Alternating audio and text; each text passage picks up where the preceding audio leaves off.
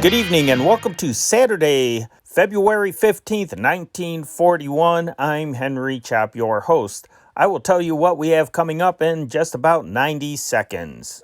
If you enjoy the content on this channel, not only subscribe, but please donate to its upkeep. Because of the vintage old-time radio, films, and music that we feature, this channel does not qualify for YouTube monetization. Help motivate us to keep posting this wonderful content and seeking out more. We'd like to think that this channel is more interesting than any other nostalgia channel of a similar type. Help us keep going by donating. In the description section of this video, you will find a secure link to PayPal. Any little bit helps. Thank you for your support. If you love old-time radio, film, and music, don't forget to subscribe to this channel and click on the bell icon to get notifications as to when a new upload will premiere. If you are interested in World War II as much as I am, check out our other channel, the World War II newspaper channel. Expand the description section to this video and you will see a link that will take you there. Now, I'd suggest listening to the latest upload to decide if it's your thing. Over there, you will hear the Chicago Tribune read to you for between 90 minutes to 2 hours. You will get a much more detailed look about what it was like to actually live through World War II than I can give you just by sharing radio broadcasts. You will not only hear detailed news of the big battles and historical events, you will hear trivial facts about the war. You will hear news from the United States home front from the early stages of U.S. mobilization and war protests to Pearl Harbor and the ramping up of the war machine to the final victories and reconversion. You will hear every facet of American life change forever. All right, guys, I hope you're feeling good tonight. It's a wonderful Saturday night, right? It's a great Saturday. Let me tell you what we have coming up tonight. Well, we were going to start things out, of course, with our regular features, Jungle Jim, Front Page Drama. The Front Page Drama episode is The Ghost of Richard Riker. And then we have Edgar A. Guest. That program is just dated 1941, no specific date on that. Then we have an interesting program called Contact Dave Elman. Now, I only have half of this show, and I usually do not play a half a program if I can avoid it, but this one is really interesting. In the era before social media, if you wanted to find somebody, and before the internet too, you had to put an ad in the newspaper. Well, Dave Elman, Dave Elman decided to do something a little different. You can write him, and he would mention it and tell the story on the air and see if anybody would write back that, yeah, we know where this person is or whatever. It's a very interesting program. We have half of it here, and I think you will find that very entertaining. And then we're going to have a detective program, Mr. and Mrs. North. Now, this program is just simply dated 1941, no specific date on it. And this particular episode is titled Murder for Sale. And then we're going to close things out. Of course, we have to find out what the music countdown, the popular music countdown is for the week, right? So we are going to have the Hit Parade Jukebox with me as the disc jockey. I hope I do Casey Kasem proud. All right, well, without any further ado, I see the dial is glowing on this old tube radio. That's our time machine. Let's give this stuff a listen.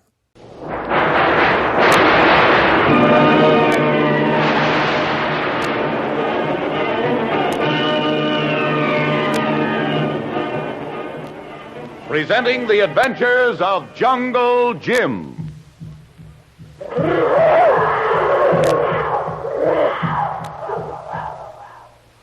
The adventures of Jungle Jim, broadcast weekly over this station, are dramatized from the full-color action pictures to be found in the Comic Weekly, the world's greatest comic supplement that comes to you each week with your Hearst Sunday newspaper.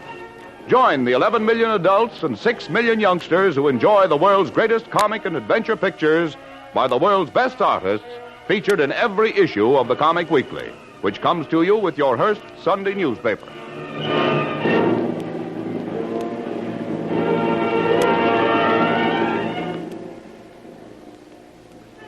After Jungle Jim and Kolu escaped the trap in the jungle set for them by Doc Beard, who is actually the ringleader of a cutthroat band of saboteurs who planned to blow up the Panama Canal, Jim gave Kolu a small packet and a note with orders to give them to Kitty St. John, who must in turn some way get them to their friend, Colonel Barrett of the Intelligence Department. All night, Kitty has tossed sleeplessly back at Doc Beard's plantation, trying to think of a way to escape its heavily guarded grounds and reach Colonel Barrett. Now in the morning, she sits talking at breakfast with Doc Beard, who still pretends friendship for her. You look tired this morning, my dear. I didn't sleep well last night. I'm sorry to hear that. I so much want you to enjoy your visit here. Perhaps you're worried about something. Oh, no. I just couldn't seem to get to sleep. I know. You're worried about your good friend, Jungle Jim Bradley, eh? Well, I would feel better if I could only hear from him. It's been several days since he went into the jungles. Yes, our good friend Jungle Jim has a way of disappearing into thin air like, smoke. But don't worry, he'll turn up one of these days, and then we'll make sure that he doesn't disappear again, won't we? Yes. Haven't you any idea where he might be? No. No, I haven't the faintest idea. I wonder where he might have gone. Now, let's see. Oh, look. Over there. What is it? I don't see anything. A bird. A big, beautiful bird like a rainbow on wings. It just flew back into the jungles. That's strange. I didn't hear anything, see anything. It flew so quickly I just caught a glimpse of it. I wonder what kind of a bird it was. Well, there are so many strange birds hereabout. My, what a beautiful morning. You know, Dr. Beard, I'm almost tempted to go for a swim after breakfast. A swim? Yes, that's just what I need. I've been cooped up here so long. Why, my child, you sound almost as if I'd been keeping you a prisoner here. Oh, I didn't mean it that way, Dr. Beard. But I do need exercise. Otherwise, I'll be losing my girlish figure. You seem in no danger of losing your figure, my dear. Anyway, if I don't go before the sun gets too high, it'll be too hot. Well, perhaps it'd be better to wait until tomorrow. Oh, but I've got a positive urge to go now. Of course, you can go for a swim in the lake if you wish, my dear, but I don't think it wise. Why not? Well, I don't want to alarm you, but one of the men says he saw something that looked very much like a shark there yesterday. Did you say a shark? Now, don't get upset, child. Of course, swimming in the lake at present might not be very safe, but next week I can have some of the men fence off part of the lakeshore so you can swim in safety. Well, I won't take any chances. I'll be real careful. Better think twice before you go. I'll stay in the shallow water. I've always heard sharks can't bite you in shallow water. I see you have your mind made up. Oh, I'm a very headstrong woman. Didn't you know? Well, I'll go and get my bathing suit. And then I'll... Have a nice swim, my dear. See, Master. Miss St. John wants to go for a swim in the lake. Oh? I told her about the shark, but... Shark? But, Master... However, she isn't afraid of the shark. So she's going swimming anyway. I want you to go with her, Pedro. See that she doesn't get into any trouble, understand? Take good care of her. See, Master. Pedro, take good care of Missy.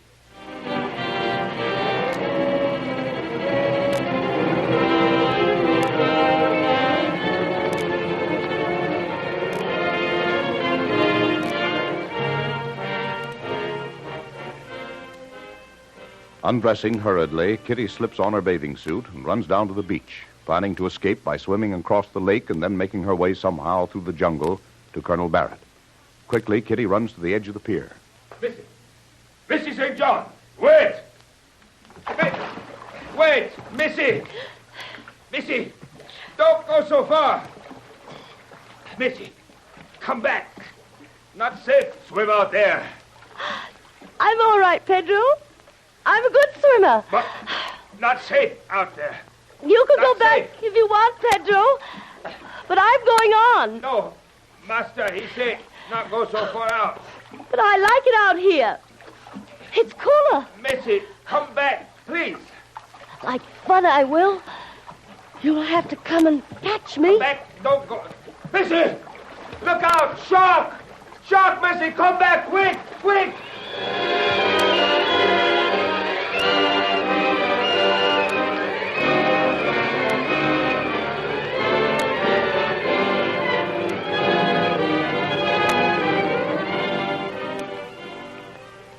Meanwhile, deep in the shadows of the matted jungle, Kolu has managed to find his way to his master, Jungle Jim, to report. Tuan, Jim. Kolu. Kolu, tell me, what happened? Did you get the package and note to Missy St. John all right? Yes, Tuan. Missy get note. Good. Can she get away from Doc Beard? Missy say she have plan. Well, do you think it'll work? Do you think she'll be able to get that note and package to Colonel Barrett all right? Kolu hope so, Tuan. But Kolu not think so. Many guards all around plantation. Kolu have hard time get away. Kolu worry about Mrs. St. John. She only woman. Yes, I'm worried too, Kolu. But Kitty's just got to get word of what's going on here to Colonel Barrett. He's got to know that this pretender, this kindly old Doc Beard, is really in cahoots with this gang of saboteurs led by J7, whoever he is. Yes, Tuan. Doc Beard be bad man. Yes, and somehow we've got to find out just what the connection is between Doc Beard and that mysterious saboteur J7. Kolu, what's that? Kolu no, Tuan. Seems to be coming this way. Quick, Kolu, hide in here. Yeah. Yes, Tuan. Nobody see us now, maybe? There. Look, Kolu. Through the trees. Some of Doc Beard's friendly Indians. These Indian no got bow and arrow. Got big boxes on back. Right. They're porters.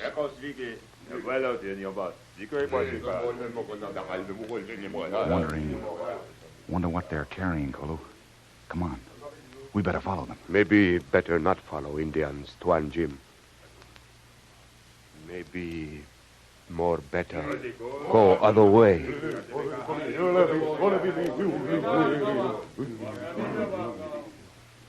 Look, Kolu. That file of Indian porters are going into a secret cave here in the jungle. They get fool. No can go far in cave. Tunnel all cave in. Yes, I know that. Look, Kolu.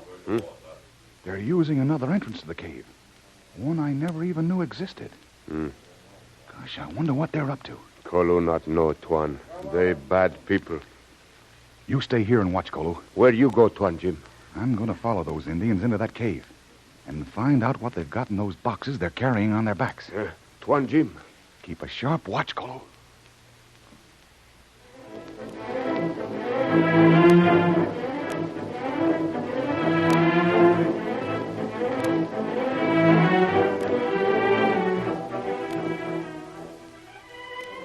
While Jim slowly worms his way through the thick jungle growth toward the secret cave, back on Gatton Lake, 2 Canal Zone police are cruising on their regular daily rounds of the lake. Some life. Yeah. We cruise down one shore of Gatton Lake, and then when we get to the end, we cruise up the other shore. Once a day, every day, 7 days a week.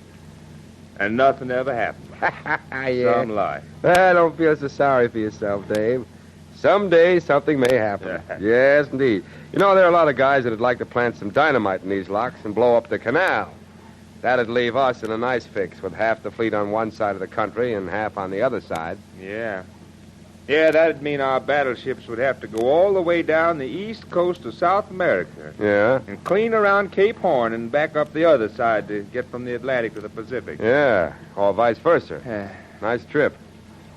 Hey, Don. Huh? What is it? Is that a girl swimming over there, or am I just seeing things? A girl? It's a girl, all right, and you are seeing things. See over there? A guy swimming along behind her. Yeah, there's 2 of them, all right. Looks like they're having a race. Yeah, I guess we came along just in time to play referee. Hey. What? Look at that. You see that fin cut the water? I suppose you're going to be telling me there are sharks in this lake. Well, if that ain't a shark, then I'm a sunstruck son of a baboon. Look, there it goes again. Good Lord, you're right, and it's heading right for that girl. Step on it, Dave. You bet. Hey, look at that. That shark's traveling like a flash of lightning. Hurry. Can you give any more? Boy, that shark just missed her that time. Coming. Look. There he goes. Here he comes again. I'll try to put the boat in between him and the girl. Here, cover him with that machine gun, Don. Yeah, okay. All right, set. Now let him have it, Don. Yeah. That's the stuff. I guess that settled him. All right. Now then, come on. That's enough. Let's pick up the girl before she faints. Okay. Can you make it, sister? We'll be around. Hold it. Here. Now, we're coming up. Just stay on the surface, girl. All right, come on, Don. Give me a hand. We'll haul her up into the boat. Yeah, okay. And you said nothing ever happens around here. All right. Okay, up you come. There you are. That's the stuff. Take it easy. Feel all right now, sister? Yes, I'm all right. I guess we just about got here in time. Yeah, lucky for you, we happen to be cruising this way. I hoped you'd be making your rounds. Well, you did? Yes. I planned to swim out and meet your launch. Oh, now listen, sister, don't tell us you staged this whole thing. No, I didn't plan on the shark. I'll bet you didn't. Here, quick. Huh? Take this letter. Huh? Don't let anybody see you. Hey, what's the big idea? What are you trying to pull on us, sister? I'm not trying to pull anything on you. This is serious. You've got to see that this letter gets to Colonel Barrett as quickly as possible. Please. It's terribly important.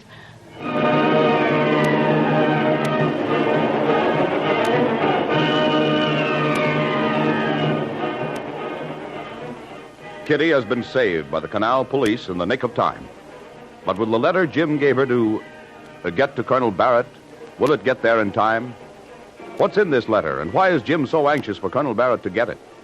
Don't miss the next exciting episode of The Adventures of Jungle Jim. Remember, you can follow these adventures in the full-color action pictures to be found in the Comic Weekly, the world's greatest comic supplement containing the best full-color adventures and comic pictures. Remember, no other comic supplement can give you the top names of cartoon land, like the all-star favorites to be found in the Comic Weekly. The whole family follows the fun and frolics of Jiggs and Maggie and the Little King and the immortal Donald Duck, as well as the exciting adventures of Flash Gordon and Jungle Jim. Join the 11 million adults and 6 million youngsters who every week find the greatest of home entertainment in the Comic Weekly, which comes to you with your Hearst Sunday newspaper. More thrilling adventures of Jungle Jim will be heard at this same time next week over this station. Be sure to tune in.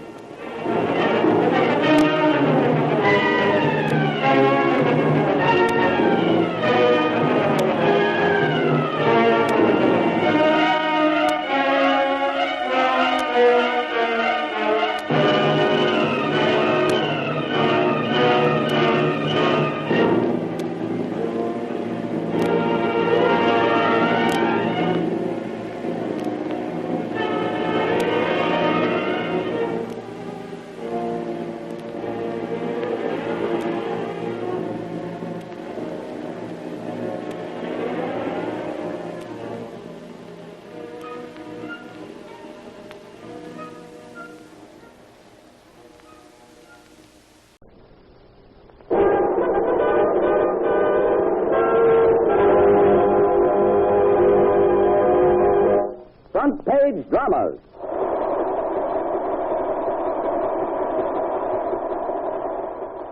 The roar of the presses.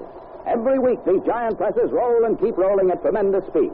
15,000 an hour until every last one of the 7 million copies of the American Weekly has gone through in full color. Great fiction, interesting features, textual articles, color illustrations. All these are found in every issue of the American Weekly. All these go to make up the nation's reading habit. Another name for the American Weekly, which comes to you every week with your Hearst Sunday newspaper. The most desperate Nazi air raids of this present war are directed against historic old London.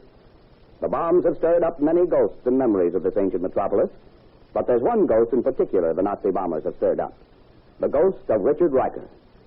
His favorite haunt is the Old Bridge Inn on the outskirts of London in the county of Surrey, the most haunted inn of England. This week's front page drama, The Ghost of Richard Riker, is based upon this famous case. And you can read many more strange tales like this one in the feature article, Ghosts of Old London Bombed by the Nazis, in next Sunday's issue of the American Weekly.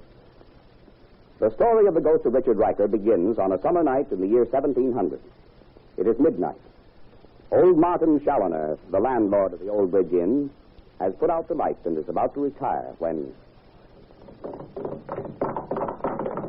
Whoa there. Whoa there, catch him. Hey, who's there? Who comes at this unearthly hour? All locked up for the night. Open up. Open up, Martin. It's me. Get Riker. Open up quickly. Get over you, bed, you blasted old swine. Off with you. I'll not open up for you. Away with you. I'm off to my bed. No, hear me, Martin. Open up. I need you, man. Open up for the love of heaven. There's no love in heaven or the place below for you or any one of your blasted brood. Listen. You blackguard, get away from the door, I say. In the name of pity, open up, Martin. Hear me. Hear me, I'll make you rich. 100 sovereigns in gold. Hear me, open up, please. Yeah, I'll open up, Riker. But if this is some trick of yours, I'll crack your skull open. No, it's not. Now then, what's the meaning of all this to do? There's no time to talk, man. Eh? Here, help me in with these saddlebags. What have you got there? Is it heavy? Heavy with gold. Look, you've got to hide me somewhere, Martin. They're after me, the king's men, the soldiers. They're hunting me. It's death if I'm caught. Quickly now. Get your horse to Tom. Have him unsaddle my horse and turn him loose in the back pasture, out of sight. Hurry, man. There isn't a minute to lose. Hurry. Patience, you whining old fool. Take the time before I help or hide you. You'll tell the truth, all of it. Yes. Blast your black heart, or I'll not lift a finger to save you. The truth, mind you, or I'll turn you into the king's men. No, I'll tell you all, every word of it. For years, I've been smuggling the guns, firearms, and things I made in my forges. Selling them to the Dutch. I know it, you blasted, low-lived traitor. Never mind that now. Making arms and selling to our enemies, you treacherous swine. Someone betrayed me, Challoner, sold me out. This evening, the king's men raided me. Luckily, I also have spies. I was warned in time. And now you want me to argue? Yes, you yes. a blasted traitor? No, but George, never. Martin Challoner takes no part in such bloody treachery. I'll not aid or abet an enemy of the king. Quiet, you blithering fool. You think I'm taken in with such patriotic bleating? What? Do you see this? Look, a bag of gold. Golden sovereigns. More than enough to make you rich. Hide me now. Help me escape and it's yours. This bag of gold is yours. All yours. Now, will you do it? Yeah. A bargain with the devil himself I'm making this night, Richard Riker. But I'll do it. Trust you'll do it. Heaven help me, I'll do it. All right, quick now. Here's your gold. Huh? You hear that? The king's men are coming. Hide me quickly. Oh, go quickly. The secret door to the staircase behind the fireplace against the chimney. Hurry. I'll take care of the rest. I'll talk to them from the bedroom upstairs. Hi there, landlord. Open up in the name of the king. What's amiss there below? Oh, wake up an honest man from his sleep. What's to do? There's a traitor to his majesty aboard in the night. One Richard Riker, one is a treason. He escaped us and came this way. Oh, it was him then, I heard, but a scant 10 minutes ago, riding down the road like the devil himself was at his heels. He took to the south across the fields yonder. I watched him from this very window. Ride hard and you can catch him. Much obliged, landlord. Let him in. Forward, full gallop. You're away on your goose chase, you gormless fools. And you, Richard Riker, you've escaped from them, all right. But old Martin Challoner has an account to settle. There's no escaping me.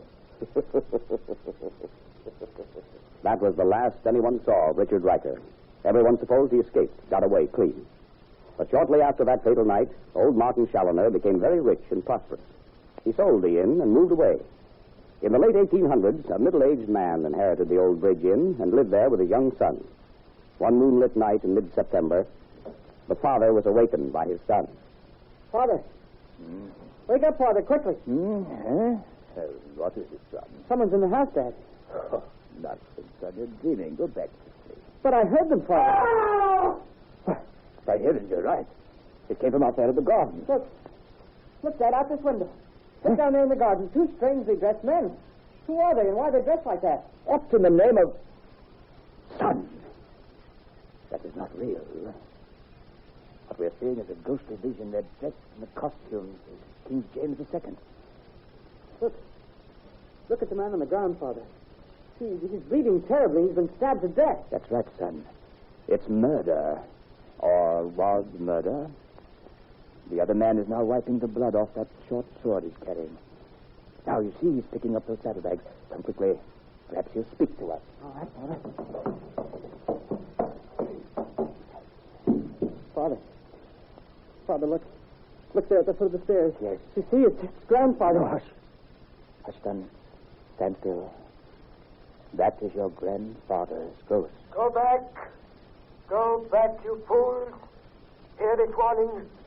On this very night, 150 years ago, Martin Challoner murdered Richard Riker outside this very door. It was for this act of treachery and murder. The Challoners in this place, the old Bridge Inn, are forever haunted. Escape this curse. Go back. Go back. Go back. Paralyzed with fear, the father and son stood rooted to the stair.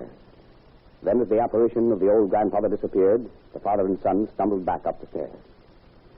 1 year later, the young son and his father were seated in the garden of the inn near a shallow pool at the end of the walk. The pool, about a foot deep, was lined with flat stones and fed by a nearby spring. A big English sheepdog from a neighborhood estate wandered into the garden and started to drink from the pool. Father. Father! Yes, son? The dog. Look, he was drinking, and all of a sudden he stopped. And now he's dead. Good. Dead, Father. Heaven! Why, it's true, the poor thing is dead.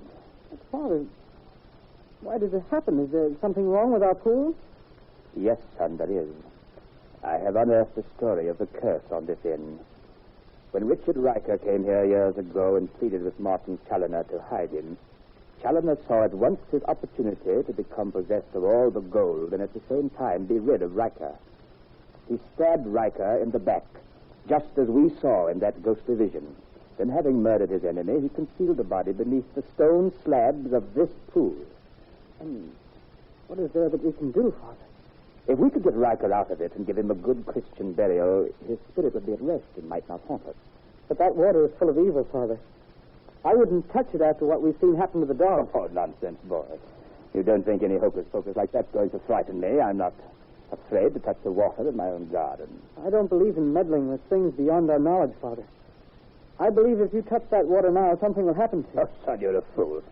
Fetch me the crowbar and take to me center, will you? No, Father. No, drop this for today, please. I feel that everything is ill-starred. Nonsense, lad. You're getting like an old fishwife with your superstitions. Very well, then. I'll get the pick and crowbar myself. Father, stop and reason. Listen to me this once. Please don't do this today. There's never any better time. Here I go. You see, son? Now come out and do your work, Mr. Ghost of Richard Riker. Father. Father. Father, speak to me. Speak to me, Father. Father. He's dead. Whether the father died through the evil influence of the haunted pool or was suddenly stricken by heart trouble is a question we leave to you. But one thing we do know is that in the very instant upon calling upon Richard Riker to show his powers, the father staggered and fell into the pool dead. Dismiss even this strange set of circumstances lightly, but listen to the final chapter of this strange story. A few months ago, when the full power of the Nazi bombers raged against London, 2 air raid wardens were patrolling the road near the Old Bridge Inn.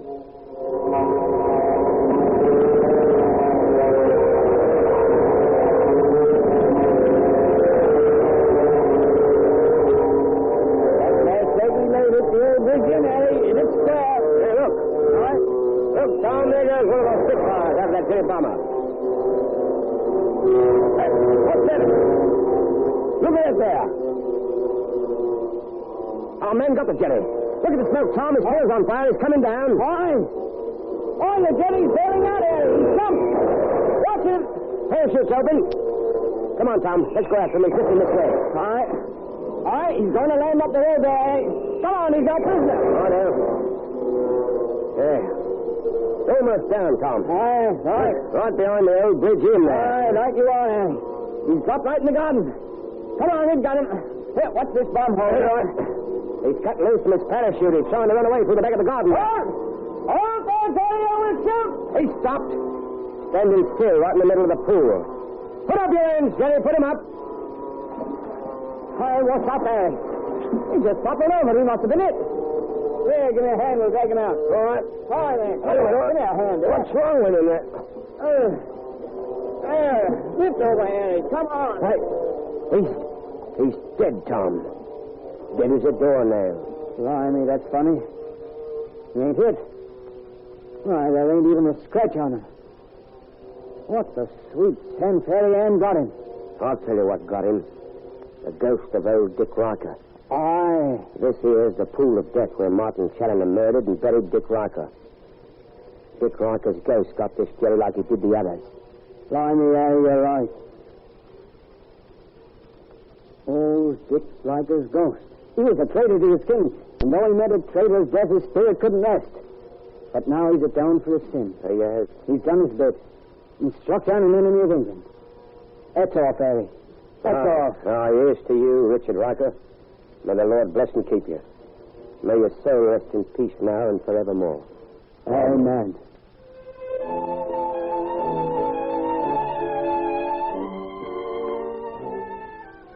You've just heard the front page drama, The Ghost of Richard Riker, an original radio drama suggested from the feature article entitled Ghosts of Old London Bombed by the Nazis, to be found in next Sunday's issue of the American Weekly, the magazine with the greatest circulation in the world that comes to you each week as a part of the Hearst Sunday newspaper.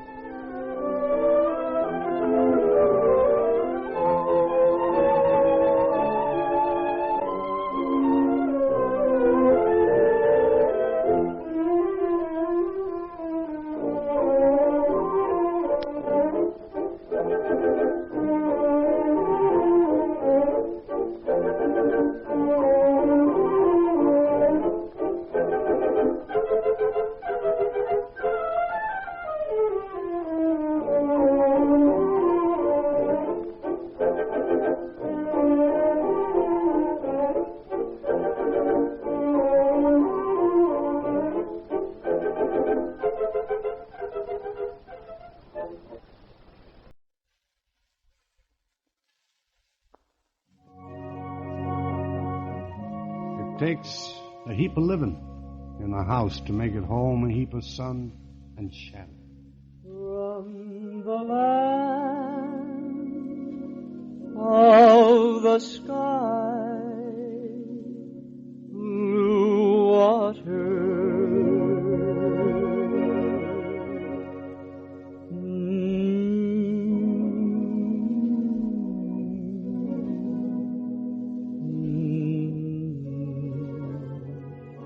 The makers of Land O'Lakes Sweet Cream Butter present Edgar A. Guest with Eddie Howard. A bit of music, a bit of verse, a bit of common sense to make your next 15 minutes a bit brighter. from the land of the sky, blue water.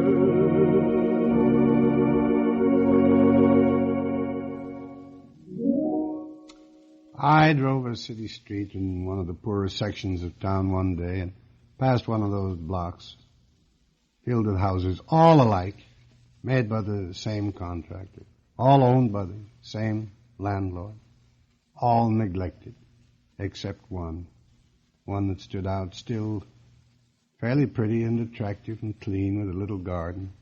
And that work, of course, the result of the brave, courageous tenant. And I thought then that maybe that's the same as it is with us, all with the same gift of life. And what we do with it depends, of course, upon our own courage. The landlord wouldn't paint the place or keep it in repair. Yet at the window panes was lace, though every board was bare. And those who passed it by could trace the tenant's tender care. And those who passed it by could see a blossoming plant or two. Despite the tenant's poverty, a little garden grew, lovely and gay and orderly the blazing summer through. The landlord life at times seems cold and deaf to every plea. Yet to our dreams we still can hold, courageous we can be, and round the place plant marigold for passers-by to see.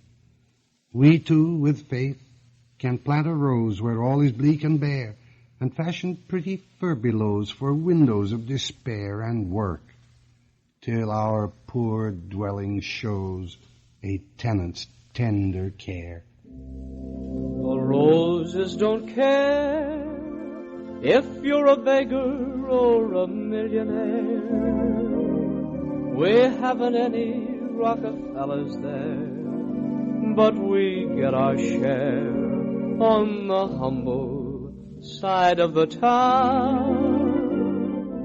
The birdies don't know a gilded palace from a bungalow.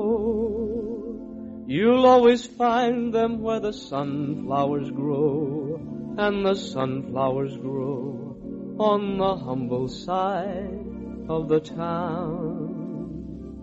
Oh, gee, it doesn't bother me, because we live beside a railroad track. Oh, gee, I've got you and you've got me. There's nothing that we lack.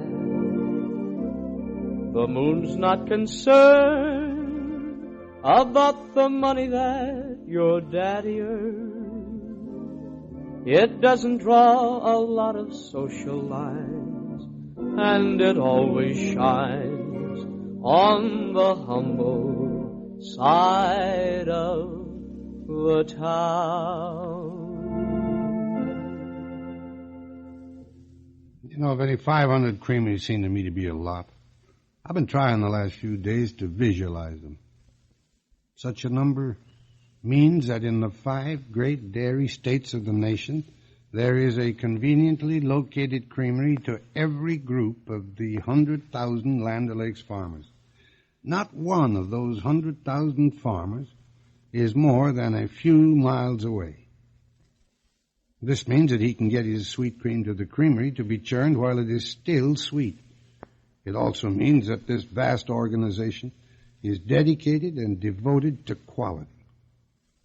Now, you people out there, I don't wish to tire you with a ceaseless repetition, but I feel sure you won't take it amiss to hear me say again that Land O'Lakes sweet cream butter is rated among the best butters of the world. There's a glorious art that seems entirely to have vanished. I think I'm the only living carver in the city of Detroit. There may be others, but I never meet them. I know in our own group I'm the only one that can stand up and handle a turkey with the best of them. But it was a great art, and it used to be handed down from father to son.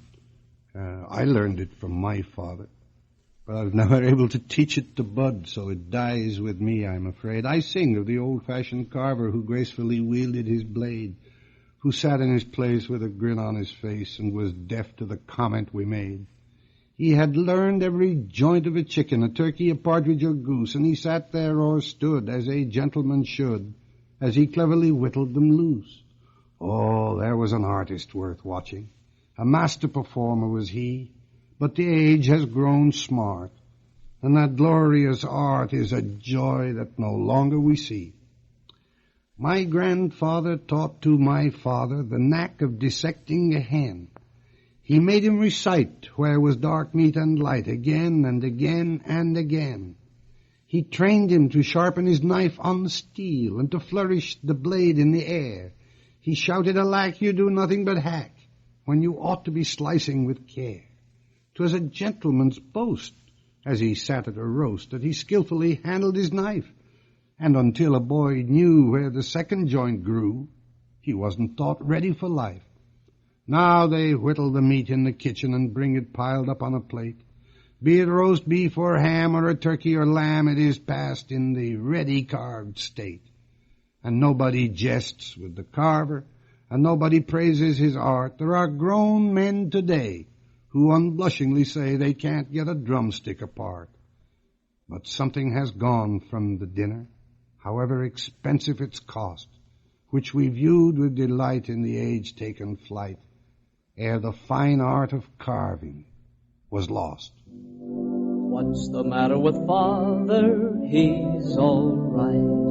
What's the matter with Father? Hair is white. There never was a vacant chair between your dad and a maiden fair. What's the matter with Father? He's all right. What's the matter with Father? He's all right. What's the matter with Father? Skies are bright. Always first with a kindly word, but Father's the one who carves the bird. What's the matter with Father? He's all right. He would pick that national anthem for Father's Day. And now, Mrs. Housewife, I'm talking to you and you and you. Now, I've heard it said a woman's mind is hard to change. Well, maybe that's true, but I don't think so. I think all women are open to any suggestion that sounds reasonable and sensible. And ladies, that's why I want to discuss with you, quite frankly, the subject of good butter. Now, I don't know what butter you're serving your family, but there are two things you should remember. Some butter is churned from sour cream, and other butter, like Land O'Lakes, is churned only from fresh, sweet cream. Even in the hottest weather, the quality of Land O'Lakes sweet cream butter never varies. That country fresh flavor of sweet cream is always there. Just try it on breakfast toast or on those hot-cooked vegetables. Serve it any way you like. In Land O'Lakes, you'll discover a freshness and flavor you never thought possible before. It's so unbelievably fresh tasting. That's why we want you to try Land O'Lakes and taste the difference. Once you do, you'll use it always. Just ask your grocer for Land O'Lakes sweet cream butter. Mid pleasures and palaces, oh, we may roam, be it ever so humble. There's no place like home.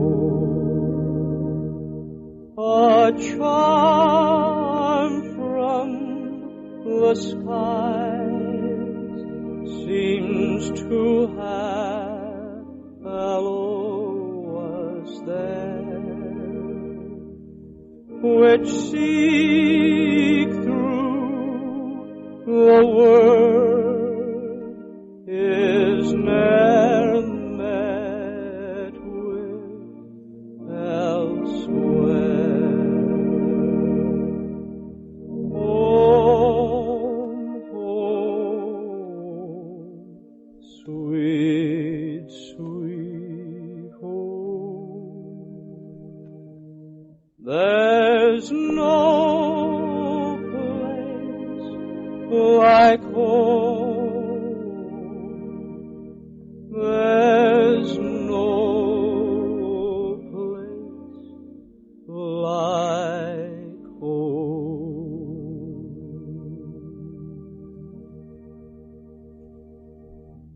No, I'm glad you chose that bit for this particular place in the program, Eddie, because it gives me a chance to say what was on my heart and mind to say. This is for all young people who are starting out today or this month or this year to establish homes for themselves. We did it many, many years ago on what I like sometimes to say when I'm visiting with folks, on less money that most of these modern kids think they ought to have for spending money today. Our first years, of course, were years of struggle and saving. Looking back, though, they were the happy years. That was when a new chair really meant something. And so for the young couples that are starting out, although this was done for a particular young couple some years ago, they're planning to get married. And I'm rather glad they are. Although the road ahead today seems difficult and far, they've very little money. And I'm rather pleased at that. They'll know the joy of striving in an inexpensive flat. They're launching out together with high hopes and courage great. They dreamed of having riches, but they've chosen not to wait. And they're starting out with little, just his salary every week. And they'll have to stray and struggle now for every gain they seek. Their bills will give them trouble, and they'll cipher things in vain. She's going to do the cooking. I fancy 'twill be plain. He'll help her in the kitchen, he'll dry the dishes too, and learn a lot of duties that he never thought he'd do. But every chair they purchase will be laden with delight. Every trinket toiled and saved for will with joy be doubly bright. So I'm not the least bit sorry, but I'm positively glad, for they'll know the fun of striving, which their dads and mothers had. From the land of the sky, blue water.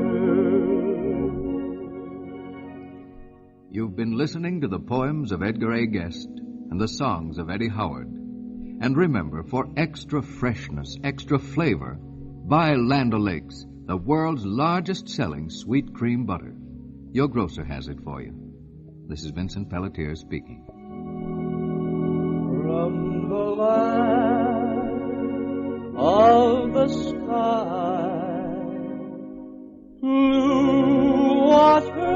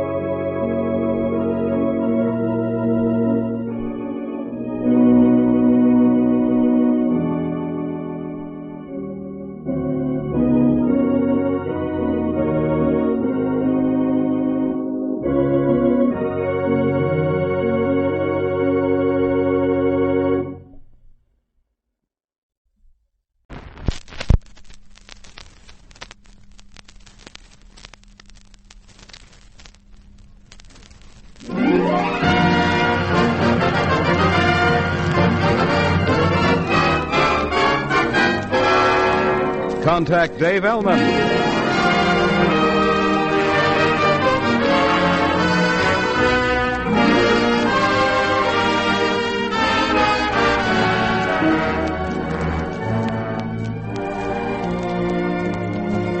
This is the 18th edition of Contact Dave Elman, a program in which we bring you real people who are trying to make contact with someone or something.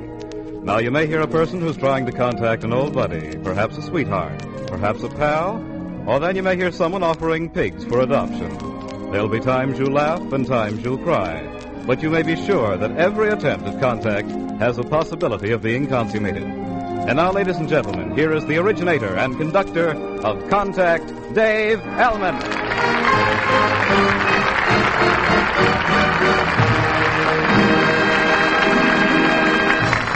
Thank you, Marshal Dane. And good evening, ladies and gentlemen. Welcome to this 18th edition of our new program. You know, this is your program, for you may hear someone trying to contact someone you know. Later in the program, we're going to tell of the contacts which we've made since last Saturday night. Thus far, there have been 122 attempts at contact. How many will be successful tonight? This is the 15th of February, 1941. Contact 123.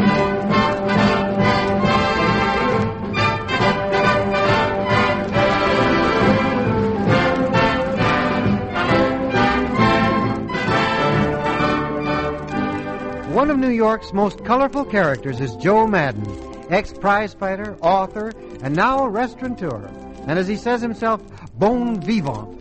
It's a fancy word, he says, which he can't explain, but he says it's all right.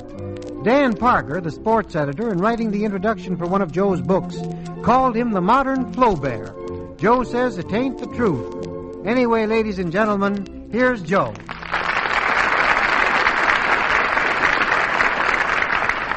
Thanks, Dave. It's quite a build-up.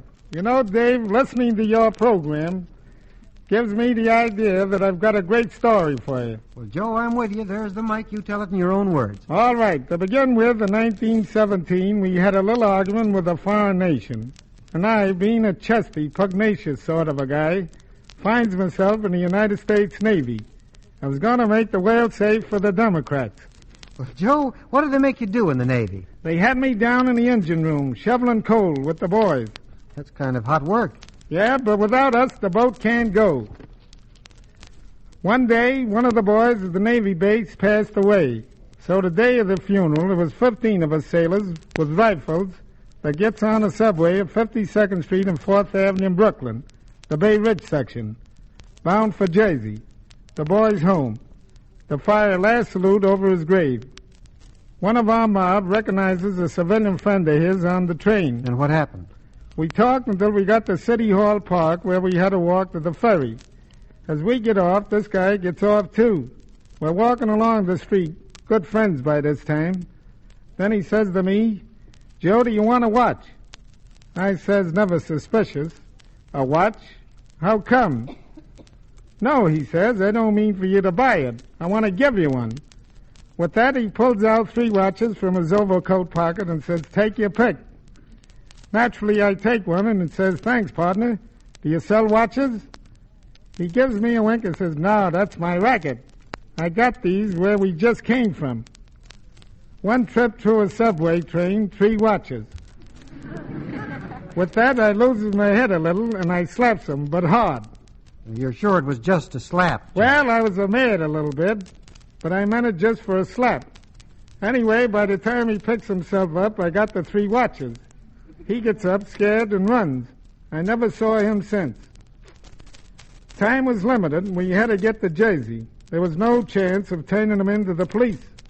A few days later, I advertised in the paper, and 2 of the owners claimed the watches by supplying me with the serial numbers. Here's the 3rd watch, Dave, after 23 years.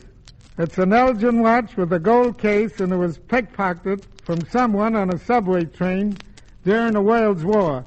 You'll find the owner through contact, and it'll make me the happiest guy in New York.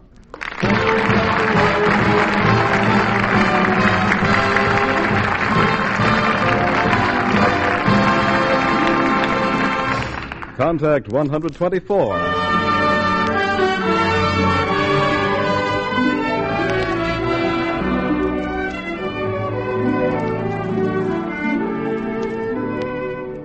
I'd like our audience to judge whether the next story is a story of strength of character or weakness of character. The speaker is Mrs. Jane Geringer of Bloomsburg, Pennsylvania. Before I was married, my name was Jane Samuels. The story really begins 13 years ago when I was 11 years old. Well, Jane, were you the only child in the family? No, I had a brother and a sister, but shortly after my mother ran away, my sister died. Her name was Beatrice. Say that again. Her name was what? Beatrice. All right. You say your mother ran away. Why? We were terribly poor in Bloomsburg, and so that she could feed and clothe us properly, Mother went to work in the silk mill. Her earnings weren't very much, and it was more than she could do to take care of us. What about your father? His work wasn't steady. Sometimes he'd be without a job for 6 months at a time. But, Jane, that still doesn't explain why your mother ran away. Well, my grandmother was quite well-to-do, and so was my aunt. Mother knew that they would take care of us better than she could if she went away. You were 11 years old then, Jane. Did she ever say anything to you about it? No, but she did talk to my sister Beatrice. Beatrice would tell me how she found Mother crying every night. The same things were always on her mind. How she was failing to give us the kind of care she thought we deserved, and how easily it could be all solved if she just disappeared and we went to live with Grandmother and Aunt Mary. And what happened the day she disappeared? And don't let your voice trail off, Jane, or we lose your story. Right up to the microphone. What happened the day she disappeared? I remember she cleaned the house from top to bottom and spent almost every penny she had on new clothes for us. And then about 7:30 that evening, she walked out the door, and we've never heard from her since. Jane, was she right? Did her disappearance make your childhood easier? I know we ate properly, and we always had good clothes, but we didn't have our mother, and that seems awfully important to us. My sister Beatrice died from tuberculosis a short time later, so Mother's going away didn't help in that case, and my brother went to work on the farm, so it didn't help there. I guess I was the only one that was benefited until later years. Why do you think your mother never wrote to you to tell you where she was? She probably thought we'd be better off without her, but she's all wrong. We love her just as much today as we did 13 years ago. We don't blame her for running away. She thought that was for the best, but we do want her back. How old was your mother then? She was 35. She's 48 now. Did your father ever try to find her? I don't know. I do know that he was heartbroken. Well, let's state the facts once more. Your maiden name was Jane Samuels. You had a sister, Beatrice, and a brother, George. You were living in Bloomsburg, Pennsylvania, your hometown even today.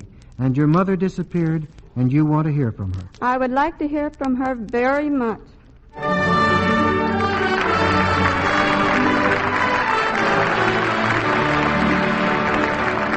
Contact 125.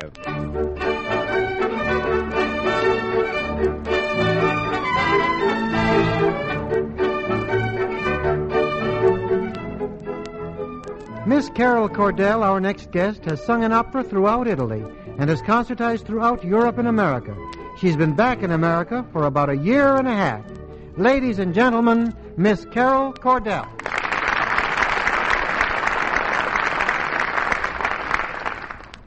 When I first sang in Grand Opera in Europe, my voice was soprano, and naturally I was given soprano roles to sing. In the course of a year or so, I discovered that my voice was changing. I studied more than ever, and by 1938, I was a contralto. As a contralto, I was able to concertize, but was not prepared for opera. It must have been quite a job building up a completely new repertoire. It was, but I met a young tenor of the Paris Opera Comique, and he knew all the operas that I wanted to learn. We practiced for hours almost every day, singing Carmen and Samson and Delilah, and other operas which feature contralto leads. Month after month, we continued rehearsing, while rumors of war filled the air. He was a reserve officer, and suddenly he was called into active service. I decided that the best thing for me to do was to return to America.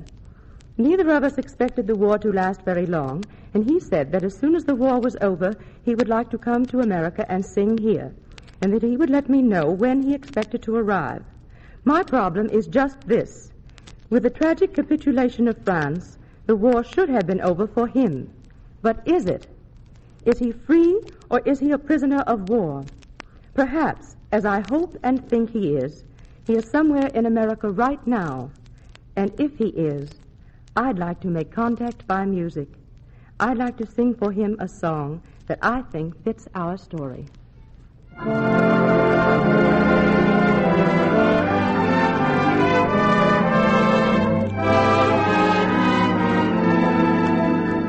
We could make such beautiful music together. We could sing the loveliest love songs together. Our hearts beat in a tempo, the sound of our voices will ring. The touch of our hands makes us sing. The touch of our lips will be magic. Lovely chords resound from the blend of a few notes.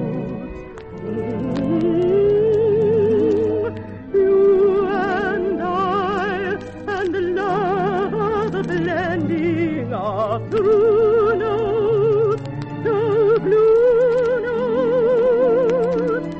Say the words that I long for. Let them be the theme of our song, for we could make such beautiful music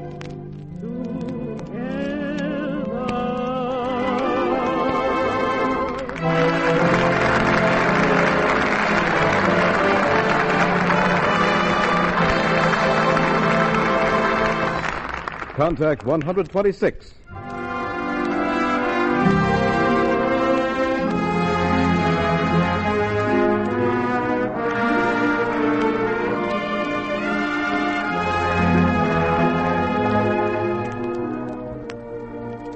A mother is on our program tonight, trying to find her son. He's been missing for 20 years and would be exactly 40 years of age.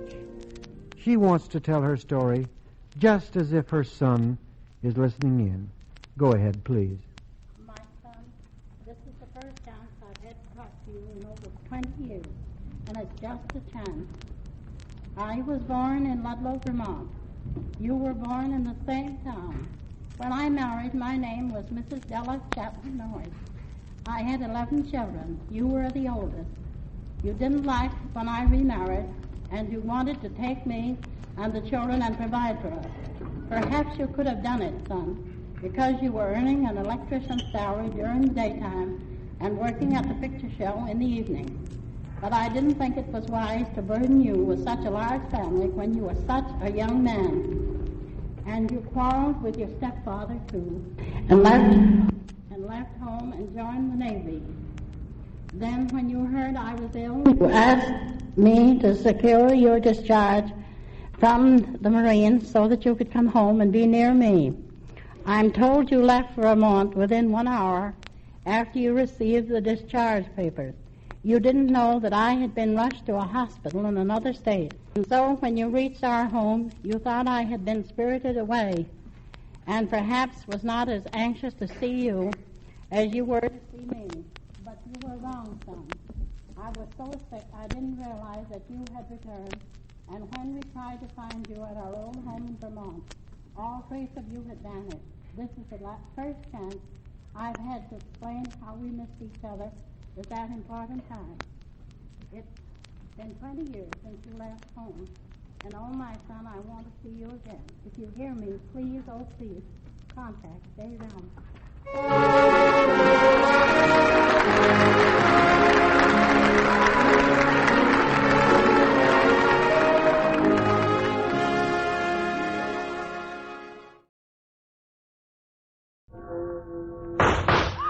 Those shots came from over by the fountain. Come on. Wait, look, that man running out of the park. Pam, you and Ellen stay here. I'm going to follow that guy. Mr. and Mrs. North, starring Barbara Britton and Richard Denning. Listen as Pam and Jerry solve the mystery, Murder for Sale.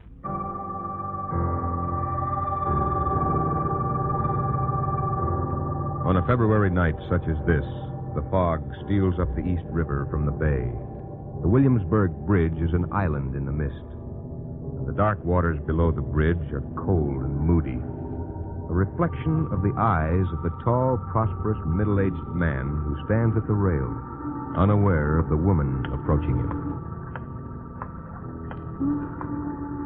Got a cigarette? What?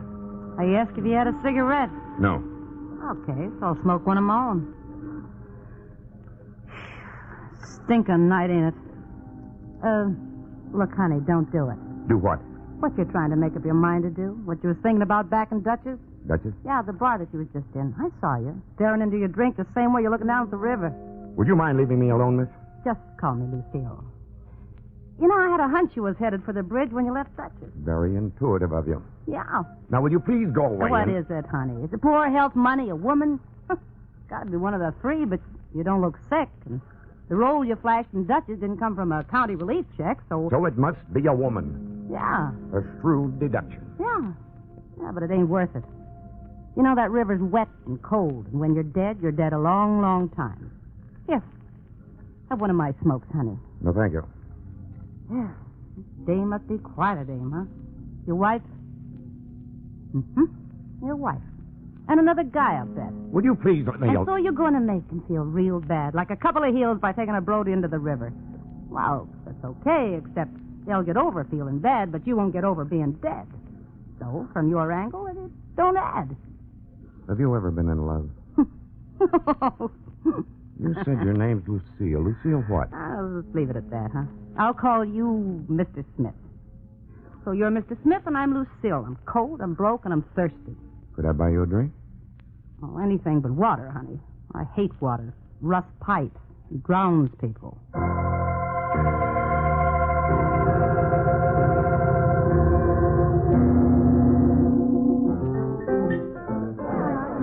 Jerry, it's after 9. Let's get out of here. Okay, darling. I hate these cocktail parties. So do I. Come on, let's go. Who are you looking for? Well, I thought Charles and Ellen would be here. The Prescotts? Yeah, I wanted to see Charlie on a business thing. Jerry! Huh?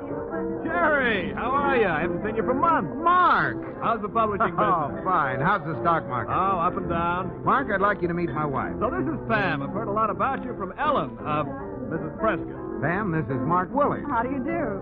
You two aren't leaving, are you?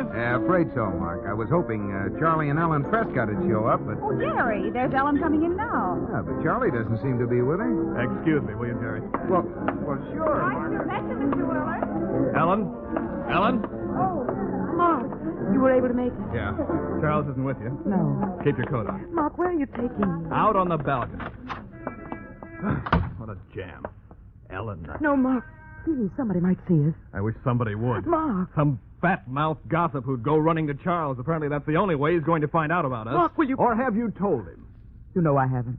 I know you've promised to. Last week and the week before that and a couple of months before that. Ellen, how long is this going to go on? Mark, why must you always make a crisis of every time we see one another? I don't. I merely want to know what you're going to do about telling Charles you want a divorce. Well, it's so hard. Is it any easier than this?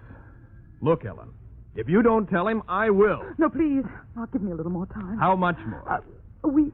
Ellen. A week, Mark, please. I promise you. A week from today, you'll have your answer.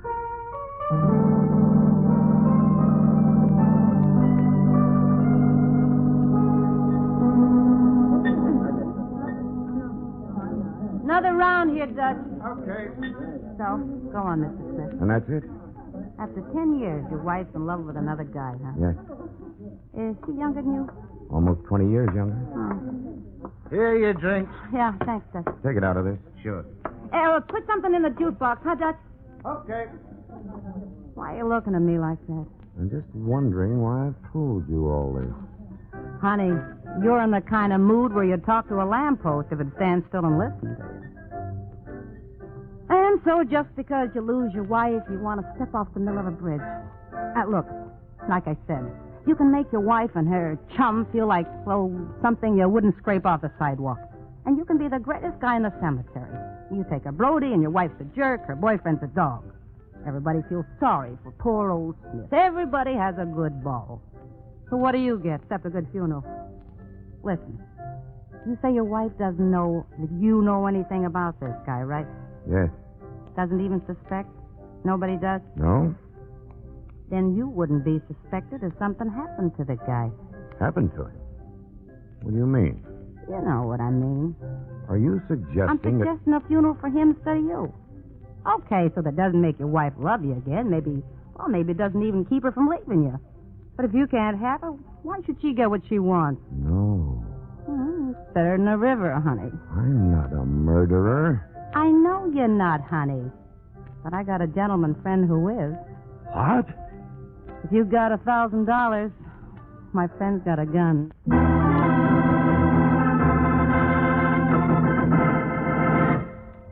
You're not serious. Oh? You can't be. Oh, stop looking like you forgot to take your hat off in church. I make a federal case out of something so simple. Simple? Yeah, simple. Just like of yours, ain't it? No. Well, then what were you doing out there on the bridge? Enjoying the view of Flatbush in the fog or just enjoying feeling sorry for yourself? Guys like you make me sick. You got as much backbone as Dutch's bar towel. Hey, Dutch, set me up one at the bar, will you? Wait. Well? Nothing. Look, Mr. Smith, I'm not trying to sell you anything. You got a problem. I told you how you could solve it. You don't like it my way? Okay, have it yours.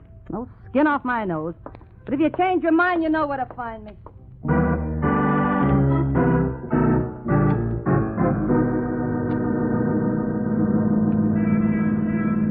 It's awfully nice of you to drive me home. Not at all, Ellen. I'm sorry Charlie couldn't make the party. Yes, it was too bad. By the way, I didn't know Charlie and you were acquainted with Mark Willard. Mark? Oh, yes. Yes, we met him last summer in Southampton. Ah, Mark's a nice fellow. Yes. Yes, he is. Oh, here we are, Jerry. Right. Well, thanks again for the lift. Okay, Ellen. We'll have to get together real soon, Ellen. Yes. Good night. Say hello to Charlie for us.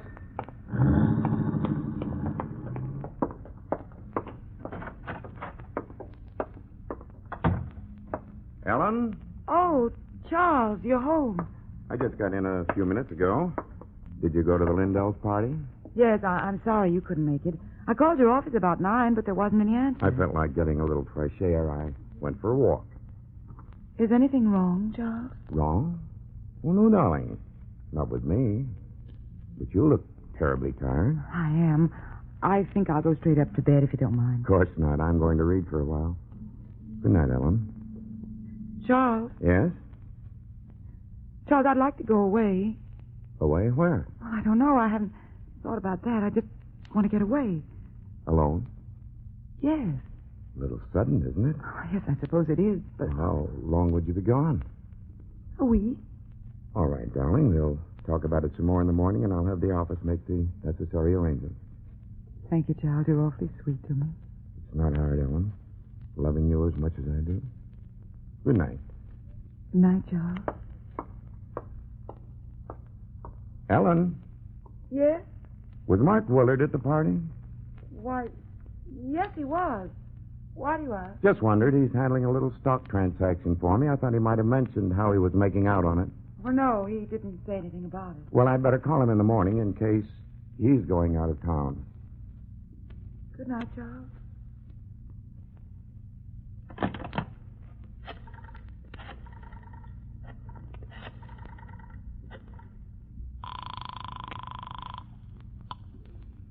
Hello?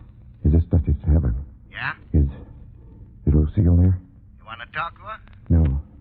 No, just tell her Mr. Smith called. Ask her to wait for me there. I'll be in to see her within an hour.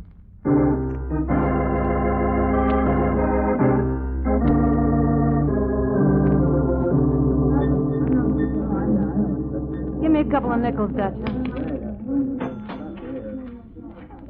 Here you are. Thanks.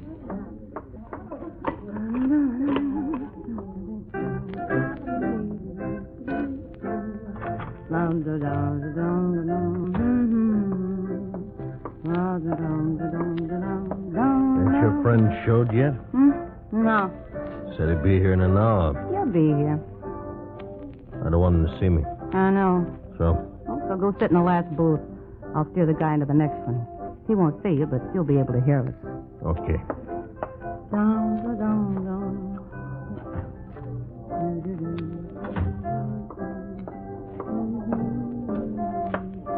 Hey, you're late. Sorry? What made you change your mind? Never mind. Let's get this over with. Sure. Let's take this booth here. Huh? Here we are.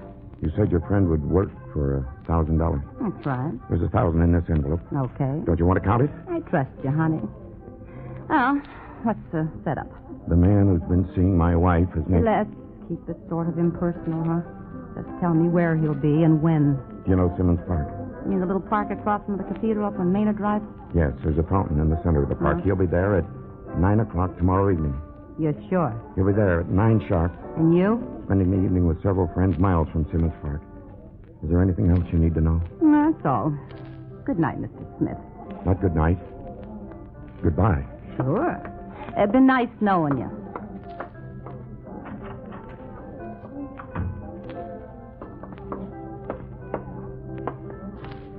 Did you hear? A cinch.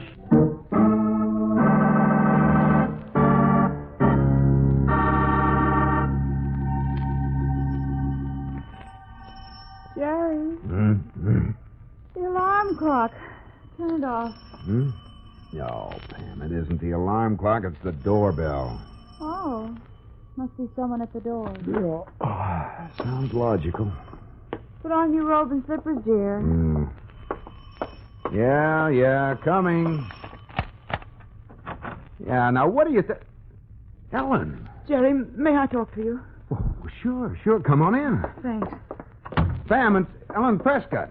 Ellen? Come into the living room, Ellen. I'm sorry to barge in at this hour of the morning, Jerry. It must be about 5, isn't it? Yeah, 5:30. Ellen, darling, what is it? Is something the matter? I'm not sure. Oh, what is it, Ellen? I've been up all night trying to find Charles. He was home when I came in last night. I went directly upstairs, and a few minutes later I heard him leave the house. And you haven't seen him or heard from him since? No. Do you have any idea where he was going? None. He didn't say anything to me about going out. Something's happened to him. I know it has. Now, take it easy, Ellen. If anything had happened to him, if he'd been in an accident or if he'd been taken to a hospital, you'd surely have been notified by this time. Oh, Pam, you don't understand. If something's happened, it wasn't an accident. Huh? What do you mean, Ellen? I don't know how to tell you. I've been such a fool. Ellen. Come on, tell us about it, Ellen. I believe Charles knows I've been seeing another man. Oh, Ellen, no. I thought Charles knew nothing about Mark. Mark? Mark Willard? Yes. Oh, Great. Mark wants me to divorce Charles. Marry him. But last night after the cocktail party, I don't know what happened, but I decided to tell Mark I still love Charles, and I'm not going to divorce him. Ellen, what did you mean when you said that if something had happened to Charles, it wasn't an accident? I'm afraid he might. Kill himself? Jerry. Sorry, but that's what she means. And this is no time to be delicate, though my guess is that Charles isn't stupid enough to do anything like that. Well, then where could he be? Pam, get Ellen to bed. Make her get some sleep. I'm going out. Where? To find Charles. I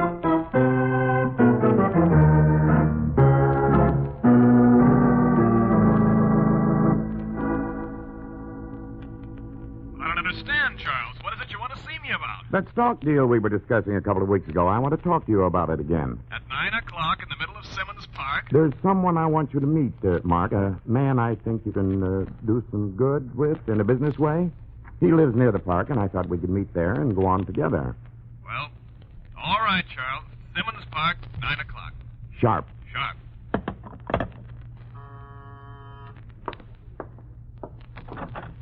Charles. Jerry. Well, this is When the devil did you get home? Why? What's wrong? I've been looking all over town for you since 5:30 this morning, and before that, Ellen had spent half the night doing the same thing. Something the matter? Oh, no, not a thing, except that no one has heard from you for over 18 hours. And Ellen is at our apartment out of her mind, worrying about you. I'm sorry. I should have told her I had to run down to Philadelphia this morning. Now, look, Charlie, let's stop kidding. Kidding? Oh, about what? Philadelphia, and whether Ellen would worry and about Mark Willard. Mark Willard? You know that Ellen's been seeing him, don't you? I don't know what you're talking about. I think you do. But something I know you don't know is that Ellen is still in love with you. In love with me? Yes. Jerry, if this is some sort of a joke... It's no joke. If you think it is, call Ellen at my place and let her tell you herself. But Jerry, look, I have to make a phone call. All right, I'll wait for you. No, please don't. Charlie, Listen, what Jerry, go on home and tell Ellen you saw me and not to worry, and I'll be there shortly. But please. Okay. Thanks. See you in a little while, huh? Yes.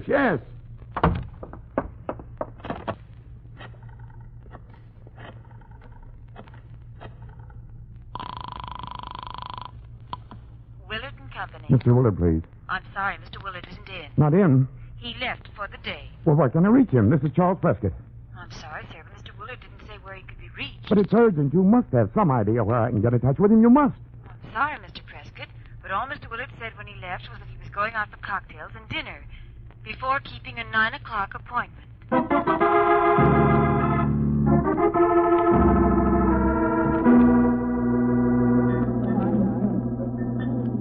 Sure, I know Lucille. Say, you're the guy that was in here with her last night, ain't you? Yes. Can you tell me how I can get in touch with her? Well, she usually comes in here about 9:30. I have to get in touch with her immediately. Do you know where she lives? No. You're lying. Now, just a minute, mister. No guy's gonna call me a liar. Please. I'm sorry. I apologize, but I have to find Lucille. What you do, slip you a Mickey and take you for that roll you was flashing last night? No. Then what's your beef? Look, who picks up who or what in here and what happens after they leave is none of my business. So? Listen to me, please. Listen. It's worth $50 to me if you can give me any idea where I can find Lucille. 50? Here. Oh, that Lucille must have more on the ball than I figured. Okay, mister. I got a phone number. That's all, and that's on the level. Just a phone number. All right, give it to me. Yeah, let's see now. I had it written down right here. Will you hurry up? I'm looking. Hold your horse. Here. Pennsylvania 60599. Pennsylvania 60599.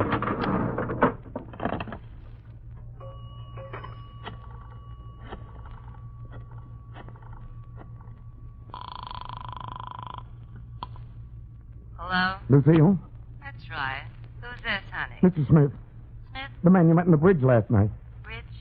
What bridge? What's the matter with you? This is the man with whom you made certain arrangements. What is this, a gag? Listen to me. It's after 8. We haven't much time. Those arrangements must be canceled. You must get in touch with your friend and tell him not to keep the appointment in Sims Park. Look, I don't know what you're talking about. I didn't meet any man on the bridge, and I didn't make any arrangements. And I never knew anybody named Smith. Will you listen to... Hello? Hello? Hello?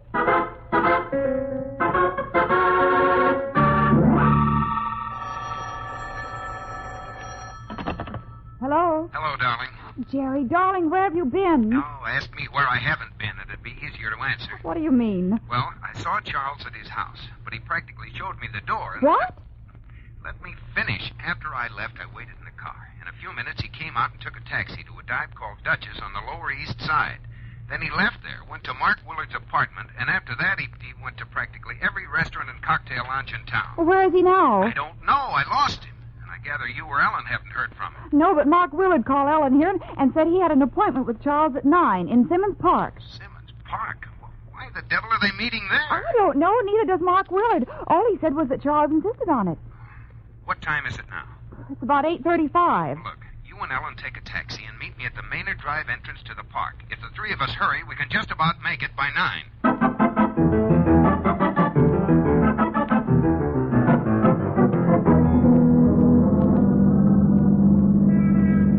In the name of heaven, driver, can't you go any faster? I'm doing the best I can, Mac. But it's only a couple of minutes to 9. Will you relax, Mac? It's a couple of minutes to 9 twice a day. But you don't understand. This is a matter of life or death. Yeah, sure, Mac. It always is. It is if I'm not at Simmons Park by 9. But you're there, Mac. Right now. There we are. Hey, listen, 9 on the nose. Hey, Mac. Hey, what about my fare? Mark! Mark! Look out! Oh!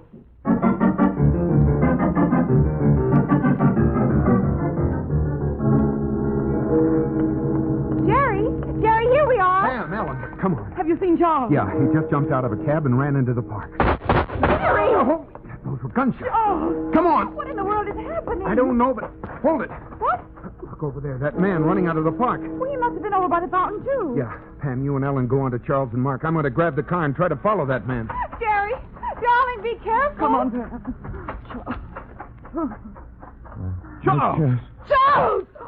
Ellen, Pam, what are you doing here? Never mind that now. Go call an ambulance. No, Don't bother. Go on, Mark. Yes. Charles, who was it? What happened? That is meant for Mark. Mark? Jerry told me you weren't going to leave me. Never, darling. I'll never leave you, darling. Thank you. Charles? Charles! Ellen, he's dead.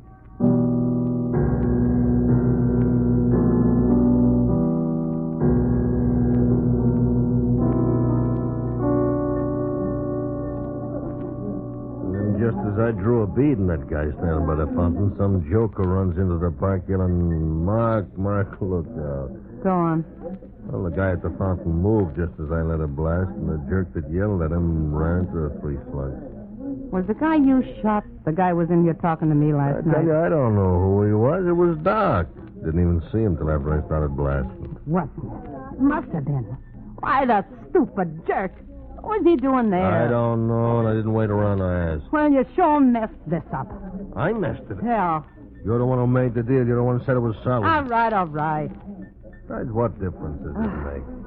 In fact, it works out better this way. We get the dough, and the only guy could hook us up with the caper ain't going to be talking. Yeah, that's right. I hadn't thought of that. So cheer up. You say we blow this joint, huh? Where you want to go? What do you think? Come on. Night, Dutch. Yeah.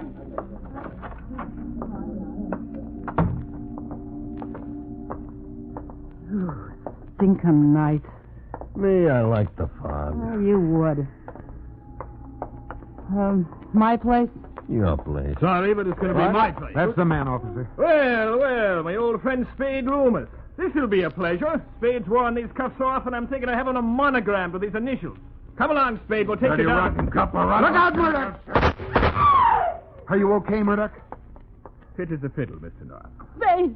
Oh, Spade! I'm afraid he can't hear you. Like you said yourself, lady, it's a stinking night.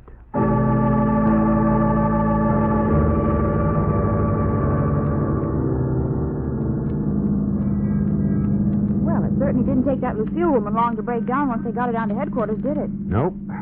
Tired? At 4 o'clock in the morning, what do you think? We'll be home soon. Oh, here we are, driver. Pull up in front of that tavern. Here you are. Keep the change. Oh, I wish the police would have let me drive our car instead of riding in the squad car. We'd have been home by this time. Stop grumbling, sleepyhead. I'm telling you, if I'm not home and in bed within 15 minutes, I'm dead. Well, you will be. And instead of grousing so much, you should be thankful that nothing happened to you in that gunfight between Officer Murdoch and that Loomis man. Here's the car. Come on up. Oh, no. What? Look at that tire. Flat. What did you say about nothing happening to me in that gunfight? Well, what has a gunfight to do with it? Look at the way the tire's ripped. One of the bullets hit it.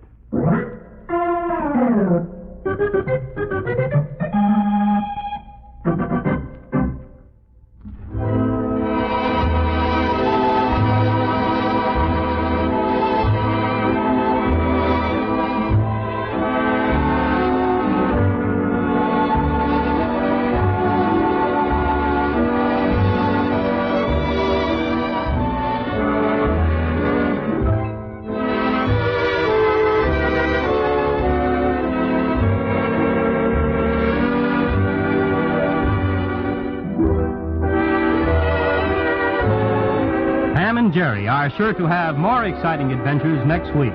Listen in, won't you? There's always mystery well sprinkled with humor on Mr. and Mrs. North. This is the United States Armed Forces Radio Service.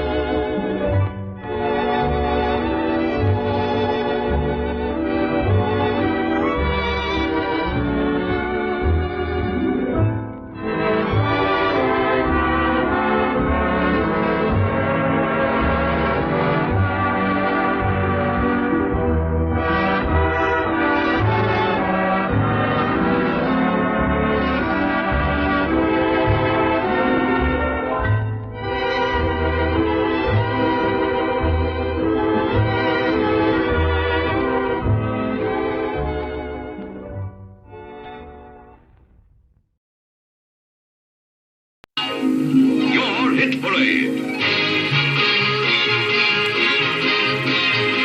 The top tunes all over America as determined by Your Hit Parade survey, which checks the best sellers in sheet music and phonograph records, the songs most heard on the air, and the songs most played on the automatic coin machines.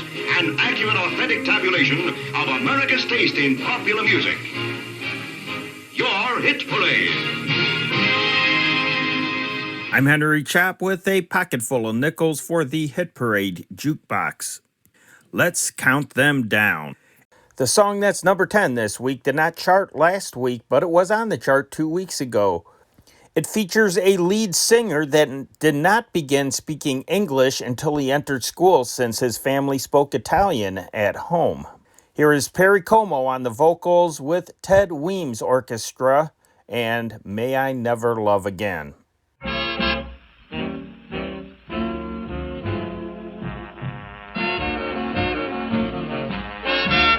May I never see the sun go down.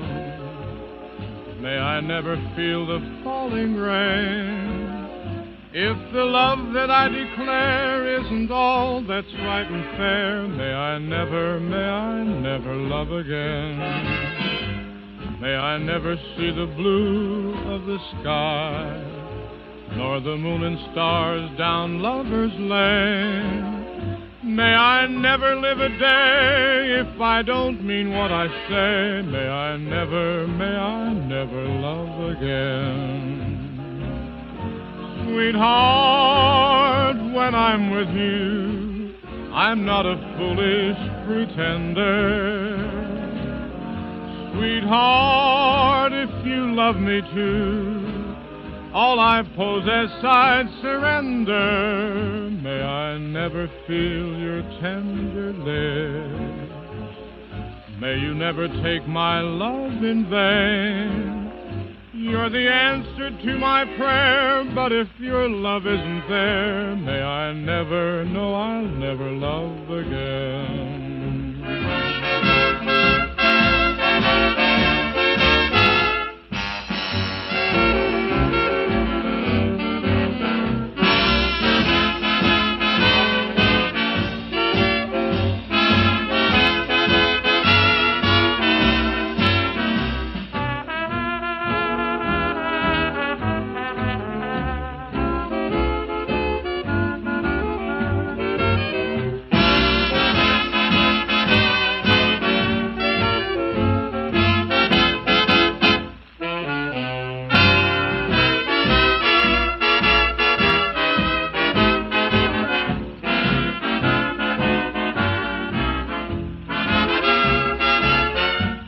Sweetheart, when I'm with you, I'm not a foolish pretender.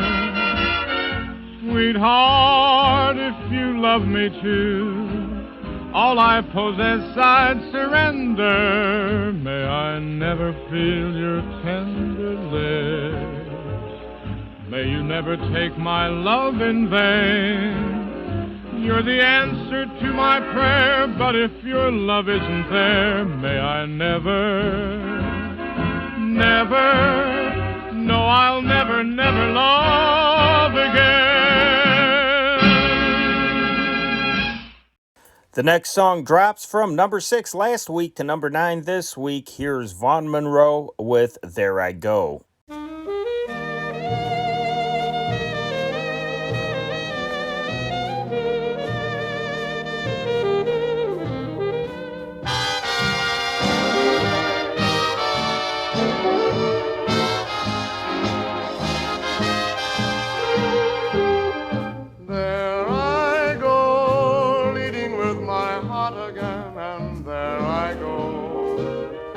Not so smart again, but though it's unwise, I can't disguise my love. Though I know too much love may curb the fire, yet there I go, led astray by my desire. There's no golden rule to guide a fool in love. I tell my heart, be careful, or you'll find that you dream alone. I'm wise, it's true, what good does it do? My heart has a mind of its own. There I go, spilling all the dreams I knew, and there I go, thrillingly in love with you. Don't know if you care, darling, but there I go.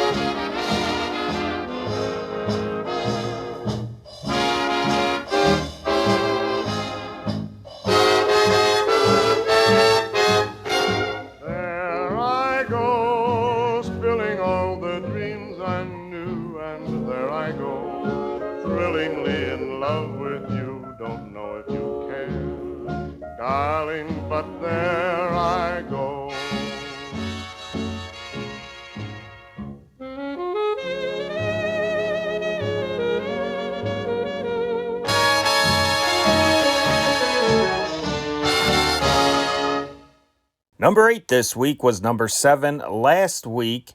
It is by a Cuban bandleader originally from Spain who studied classical violin. Here's Xavier Cugat and Perfidia.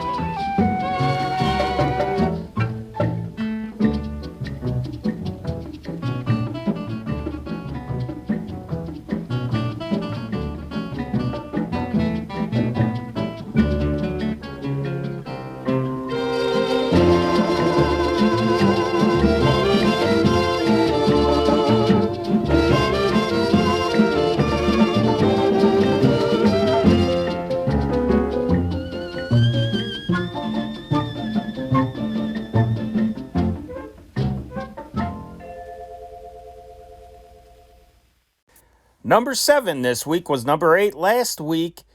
It features Howard Dulani on the vocals. Here is the Gene Krupa Orchestra and High on a Windy Hill.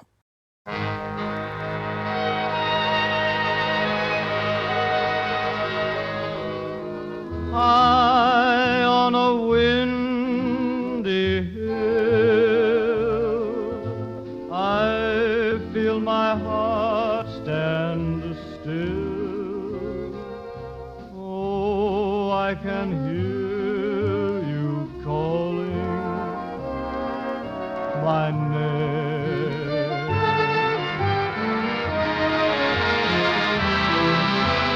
Into a misty blue, I go in search of you. There in the shadows, calling in vain.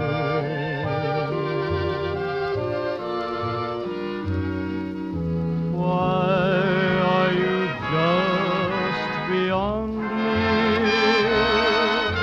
When will I see your face? Why do you just elude me and leave me this lonely space, oh, into eternity? Your love will beckon me.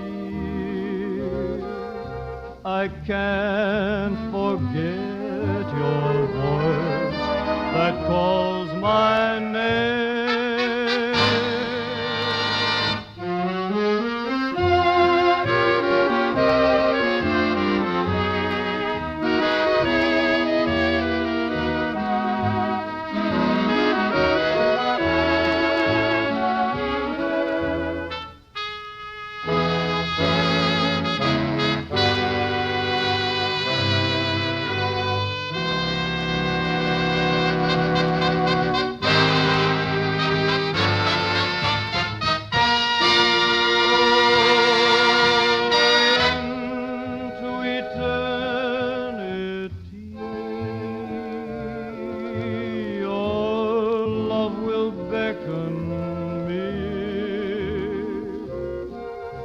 I can't forget your voice that calls my name.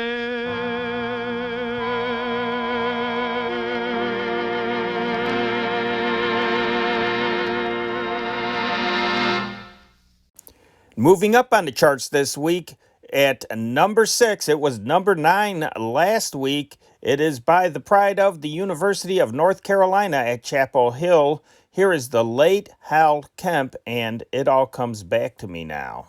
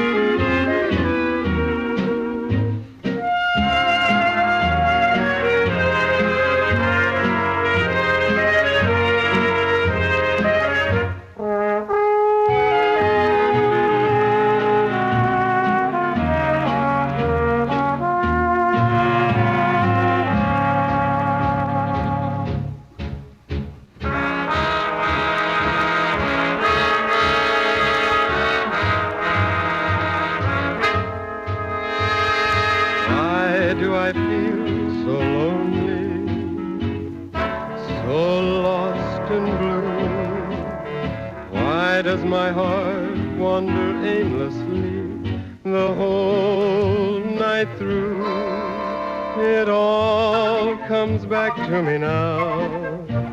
A starry summer sky, a laughing you and I alone. It all comes back to me now. A sea of midnight blue, your face uplifted to my own.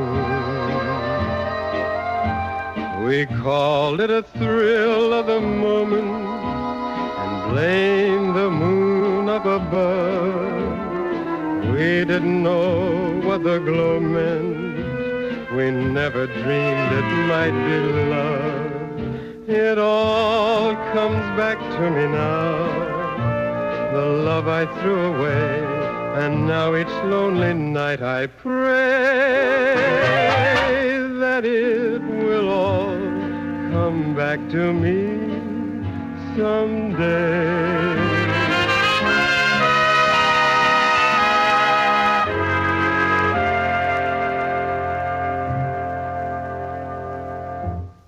And now it's time for our flashback segment. This one is for the Jitterbugs. This week's flashback was recorded on July 6, 1937. Some of the artists featured here are Benny Goodman on clarinet, Gene Krupa on drums, Harry James, Ziggy Elman, and Chris Griffin on trumpets, Red Ballard and Murray McEachern on trombones, Jaime Schertzer and George Koenig on alto saxophones, Art Rollini and Vito Musso on tenor saxophone, Jess Stacy on piano, Alan Royce on guitar, and Harry Goodman on bass. Roll back the rug. Here is all 8 1/2 minutes of Sing, Sing, Sing by the Benny Goodman Orchestra.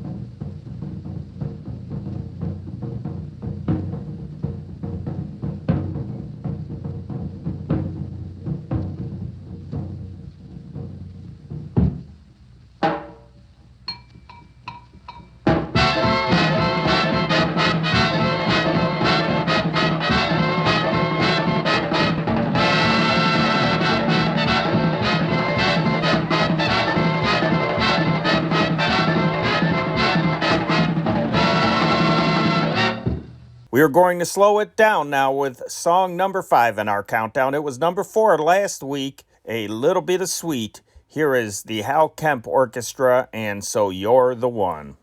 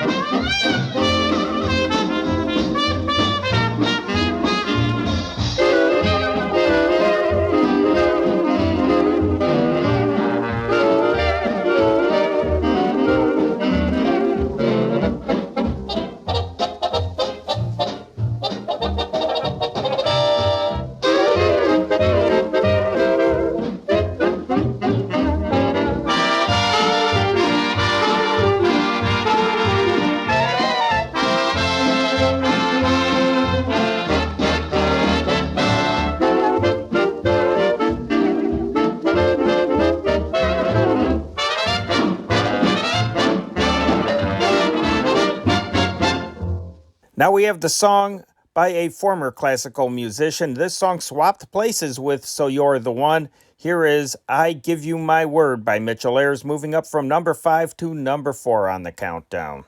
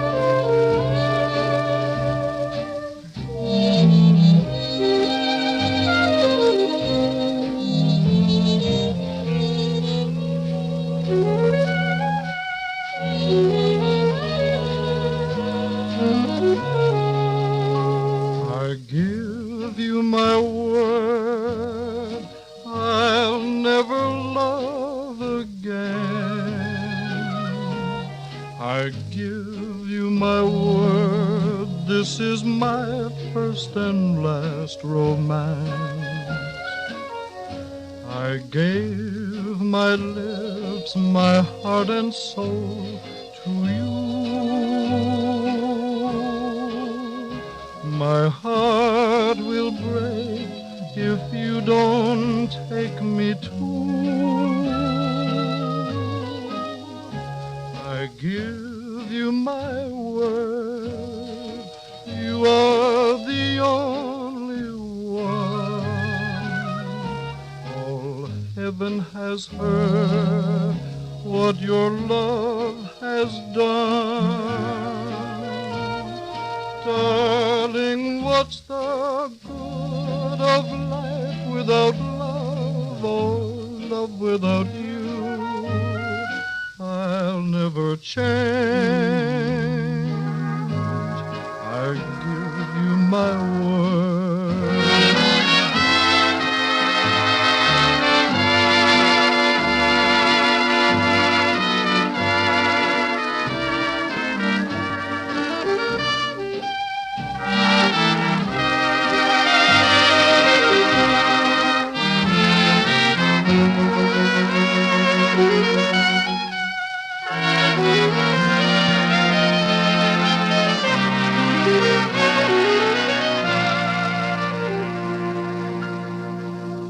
Holding steady at number 3 this week is a song by a sweet music piano player with no formal music training. Here is Eddie Duchin and You Walk By.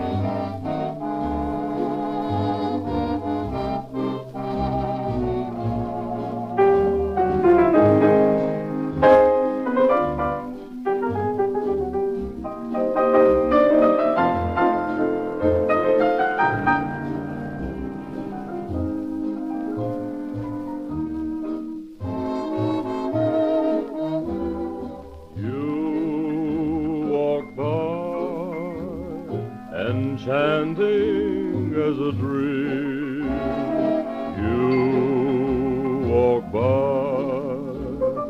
and dim the sunlight's gleam. You speak words and shame the birds that sing. Your smile is softer than the touch of spring.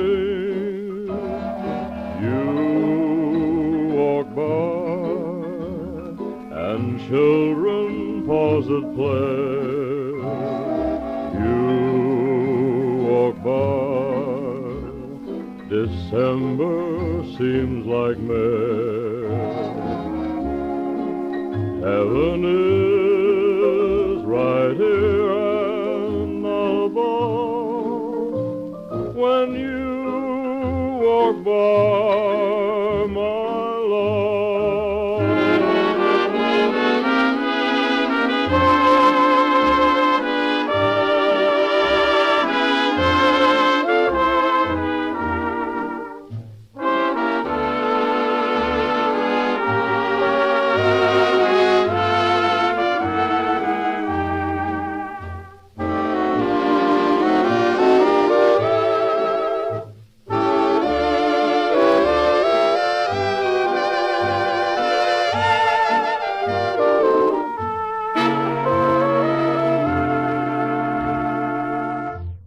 Our number 2 song this week was the number 2 song last week. It is by Artie Shaw and the orchestra. Here's Frenesy.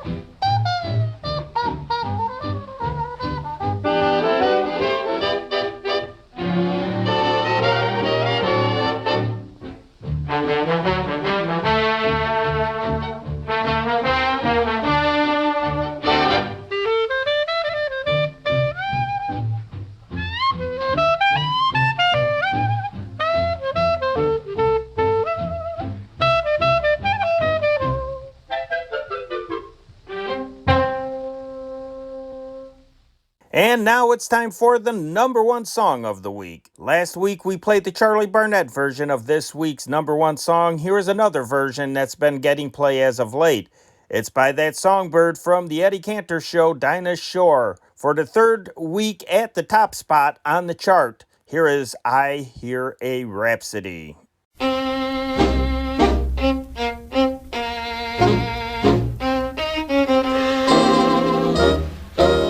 And when I hear you call so softly to me, I don't hear a call at all. I hear a rhapsody. And when your sparkling eyes are smiling at me, then soft through the starlit skies, I hear a rhapsody. My days are so blue when you're away. My heart longs for you, so won't you stay? My darling, hold me tight and whisper to me, then soft through the starry night, I'll hear a rhapsody.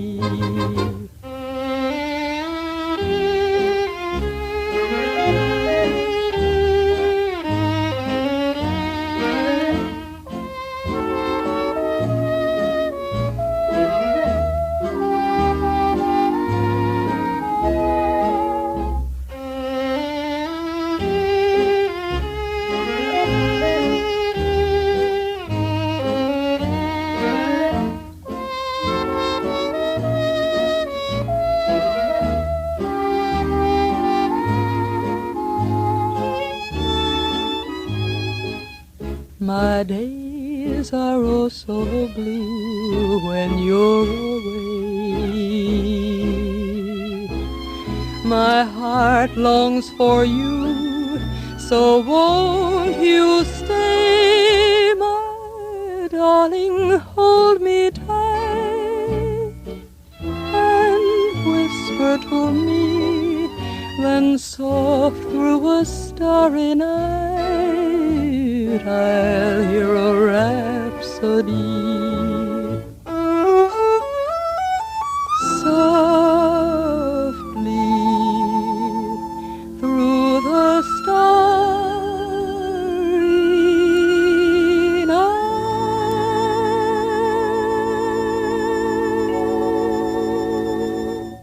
That's the top 10 songs according to the Your Hit Parade survey for this week, the week ending February 15th, 1941. My name is Henry Chop. So long for a while. So long for a while. That's all the songs for a while. So long to your hit parade and the tunes that you pick to be played. So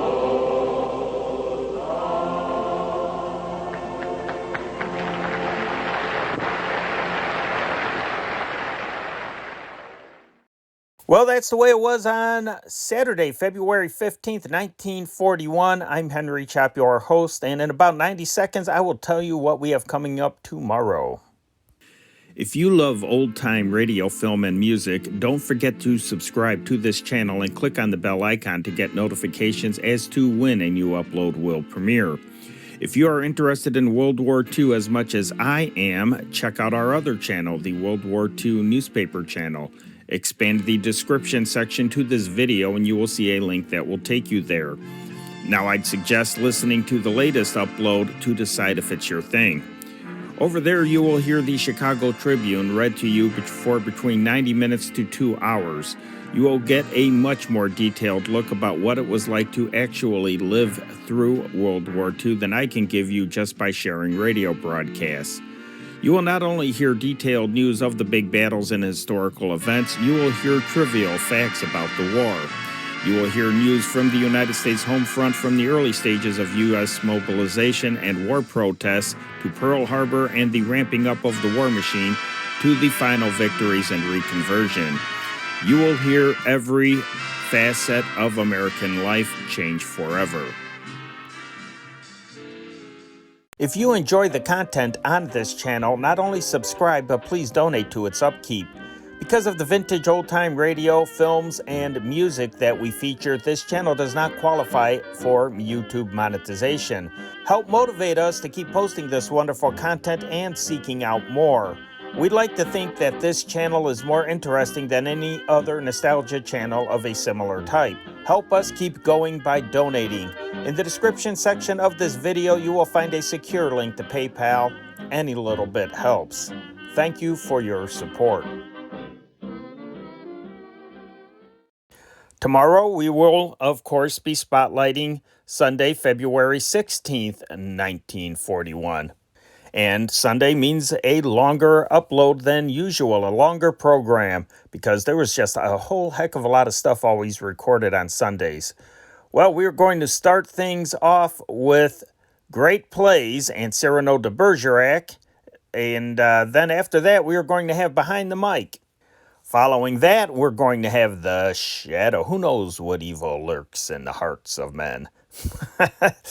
And then we're going to celebrate Jack Benny's birthday on the Jack Benny program. And then following Jack, we have the Screen Guild Theater production of the movie Brother Orchid. And then we're going to close things out with the Columbia Workshop and a crop of beans. It's not worth a hill of beans. Well, until tomorrow night, I'm Henry Chop, your host. Let's turn off this old tube radio. That's our time machine. Good night. God bless. This changing world, this changing scene, where is it taking us? What does it mean? As long as we're certain of each other, we know we don't have to be afraid. These changing times, we rise above. We have no time for them. We have our love, and love is the only thing that still remains the same through all this change.